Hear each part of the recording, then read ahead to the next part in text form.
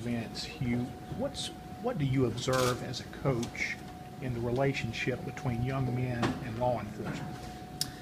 We work hard at trying to develop a great relationship in Oxford with them. We bring them in every year, twice a year actually, both the campus and the city, and have ride-alongs from time to time, particularly for kids that may have made a poor decision.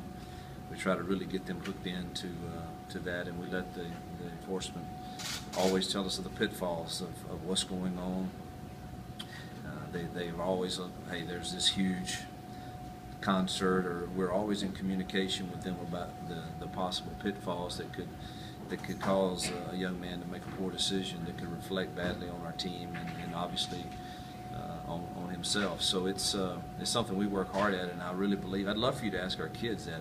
I'd like to hear their take on it, but I think that the relationship we have is really special in Oxford. So you sense that there is respect both ways there? I do. I've never had a reason to believe anything otherwise, and obviously anytime you don't want any situations, but they're kids and they make mistakes like college kids do, and the first thing I want to know from the report is how did our kids react in respect to the officers, and knock on wood, I haven't had one yet that the police felt like our kids were out of line in their respect issues. So, and I think that goes back to the fact that we've educated them and we've brought them in, and our chief and his guys have gotten to know our guys, and kind of in fall camp spend some time with us. Where do things stand in NCAA right now? I have zero update. I mean, obviously our response is out and to the allegations, and it stands on its own, and obviously we can't discuss any ongoing matters, and that's one of the frustrating things. But out of respect for the process, you can't do it. I mean, we can talk about our integrity and we can talk about our core values, but it seems that I'm not sure that's what the media wants to talk about, and so, but I can't talk about any of the ongoing things. No one wants it to be over more than I do, because I'm ready to concentrate on our team continuing to building the relevancy in college football, which we will, but I have no update on it's still ongoing. Along those Any lines, sense about a timetable along those lines? I asked that yesterday and did not get any concrete answer on. It's moving, I think. I'm not involved in the fact finding at this point, but I think it is moving. But I would be a total guess and that's exactly what Ross told me yesterday. Would be a total guess if we started talking timelines. Would you like it to be sooner rather than later, as opposed to like mid-season? Gosh, I've had a long enough time with it, so I would love for it to be sooner than later, but I don't know what that means really. I'm not crazy about the idea if it happens in the middle of the season for sure, but if it does, it does, and we'll go argue our facts and our side of things, and then we'll be held accountable for the things that were done wrong in and around our program. How about the guys that were out of spring? Give me some names, man. I don't have my Fadal notes with me. Brown. Fadal is still battling. He actually just started a new treatment this week. The stress fracture that he has in a difficult place, and people, my understanding from talking to the docs is some people heal differently from that. His has been a slower heal, and so there's trying some new, I want to say it's called shock therapy or something to get the blood flow there. We started that this week, so he's going to be in a boot getting that treatment for 4 weeks. And we're hopeful that this will help him turn the corner. Connor looks great. Conyers looks good. Who else got it? Stringfellow? String looks good. Rod Taylor looks good. Any update on Rod's situation with his arrest, that sort of thing? I say all the time, I don't like to play out the discipline of my kids or them in the media, but we always have a plan, particularly on first-time issues, to where if they satisfy the plan, that would be the step one in the redeeming quality and restoration for them. Thus far, he and Breland both have done everything that's been asked. Have you decided if they'll miss any playing time for That would be up to them and how they fulfill it. Unless if another episode happens, it won't be up to them. But on the first one with these that are misdemeanor type deals, they can't earn their way without missing playing time. But every situation is different, obviously. But both of them seem to be doing well thus far. Are you expecting to have to make any staff changes because of the NCAA stuff? Not at this point, but I will if need be. If that's my guys know the expectations, and I'm certainly far from perfect, as many of you know. But one area that is not a temptation for me is to cut corners to try to have success. That doesn't interest me at all, and our staff knows that.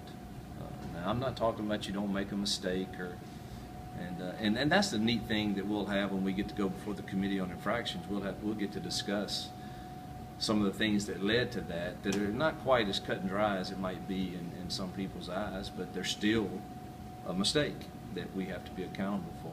Do you think that generally speaking, like with Laramie Tunsil, that having an agent represent a coach and an athlete and a lot of people in the circle is kind of a conflict of interest? Yeah, I don't know. That's a good question. I haven't really thought about that. I know that you know, I can't get into that case, but it's probably not very typical for a kid that has left a program to continue to cooperate to try to, and I'm hopeful that that's the case here with that one, and I think that would speak volumes if that's the case. So Laramie's been cooperating with the NCAA? I hope so. I don't know to what detail he has, but I think that would speak volumes if he does. Has Chad had any issue coming back from sports hernia surgery? He's doing great. Regardless, I have to slow him down. I mean, he and Shay, and they're over the top. I mean, I walk in at 5 this morning or 5:30, and they have workouts at 6:30, and they're already in there throwing them. Dude, y'all have calmed down a little bit. So, but I love that about them. regardless of when this final decision with the NCAA comes, you feel like you're a better coach from it all, that the program will be better off going through it all? Well, I'll Or say this. learning? You know, and I know, again, people, whether or not you adhere to whatever kind of faith, I'm a man of faith. That doesn't mean I'm perfect. But Romans 8:28 is all things work together for good. And I really believe, I don't like it. I don't like the, sort of like making a cake. You know, if you were to just have the eggs by themselves or the baking powder or the whatever else goes into it, it doesn't taste very good. And that's kind of the spot you're in right now. But when it's all together, it becomes good. And that's the way I view this. And you know, you guys have a job to do. And one of you, I don't know who it was, said, if it bleeds, it leads.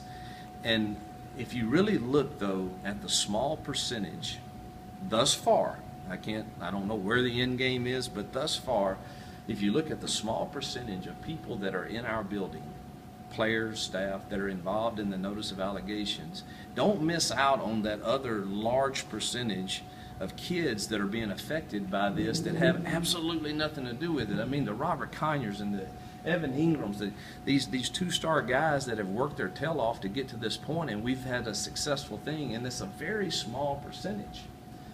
And it's so that, I say that to say that is what drives me every day, is the relationship with those 98%, and even the relationship with ones that make mistakes. You don't stop loving them. You don't stop being who you are. We're relational driven at our staff, and I think that's what helps us with success. But and there's so many good things going on too that we could talk about, and they don't. And I get it. That's the way things are in this world, but there are so many good things going on with so many of our kids in our program and our foundation that our teams are part of. It's happening in Haiti and the Delta, and I mean, it's some neat stuff. Our APR is out of the gone up every single year. Our graduation rate is 80% now under me, that's not what reflective in the news, because they do a 6-year cycle, but in my time, that's what it is. And We had 17 kids graduate last year. We'll have 7 that are going to play this year with degree in hand.